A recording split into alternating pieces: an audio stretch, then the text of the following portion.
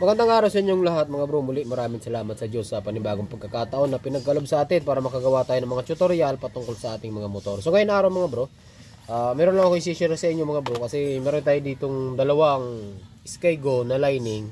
Ang isa original, ang isa peke. So paano nyo malalaman mga bro kung original ang nabili nyong lining or peke?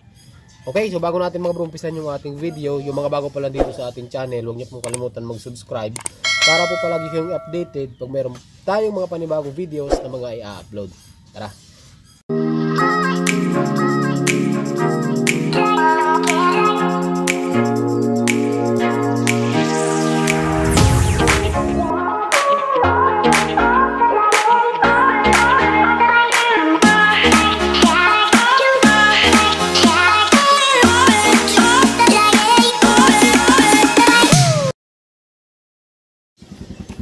Ayan mga bro, so tama-tama, meron kasi tayo dito ginagawang Rouser 135 mga bro. Ang ipapalit natin dito ay yung original. Pero meron tayo ditong peke mga bro. Paano nyo malalaman mga bro? Parehas na parehas kasi oh. Paano nyo malalaman sa Skygo na lining kung original ba o peke? So umpisahan natin dito mga bro sa box, no?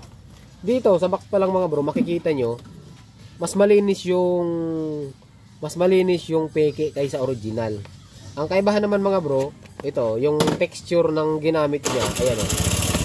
Ayan. Diba? Ito yung peke. Ito yung peke, ito yung original. Dito kulay brown yung ginamit. Tapos mas makapal. Pero mas malinis to. Yung peke. Ito yung original, ito yung peke. Okay, puti na manipis. Brown na makapal. Yung original. Tapos, yung nakasulat niya. Ayan o. Yung nakasulat, halos parehas lang mga bro, ano? Ang kaibahan lang, yung Skygo dito, sa original, sticker. Ayan. Dito, naka-okit mismo. Dito, sticker lang. Tapos ito, yung kaibahan dito mga bro, ayan o. Di ba? Yung sulat niya. Sulat pa lang o. Dito may speedy 22330L. Dito, 2230L lang. Ito yung mga peke.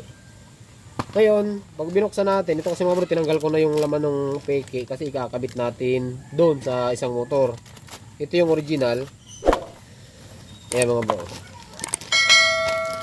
Yung peke, yung peke mga bro, yung plastic, mayroong Skygo pa rin nakasulat.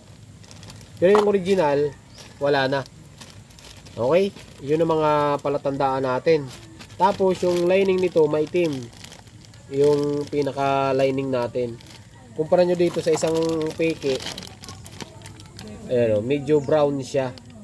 Pero ito, pwede nyo rin naman gamitin to mga bro. Ano? Kasi kung titingnan nyo, magandang klase rin siya. Mas maganda to kaysa nabibili yung mga tagwa 150 lang. Mas maganda itong peke ng Skygo. Kasi mapapansin nyo mas matibay siya oh. Mabigat-bigat din siya konti. Pero ito, yung original, mura lang naman ito mga bro, 300 plus lang original ng Skygo. Mura kasi ang mga piyesa ng Skygo, ano? Yung mga push rod, mga mura, mga gasket, mga mura siya.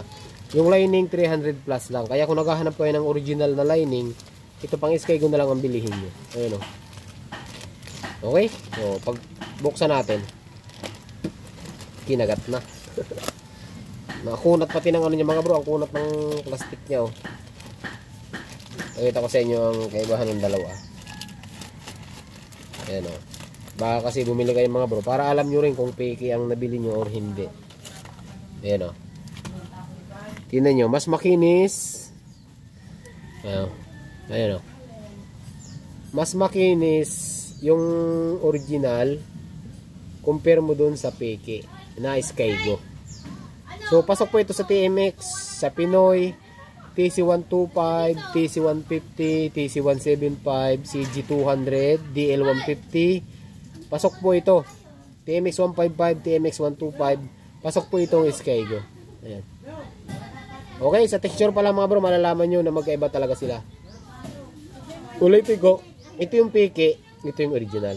Ayan, madali lang mga bro malalaman ano. So hanggang dito lang yung video natin ano mga bro. Magandang araw sa inyong lahat at ride safe po palagi.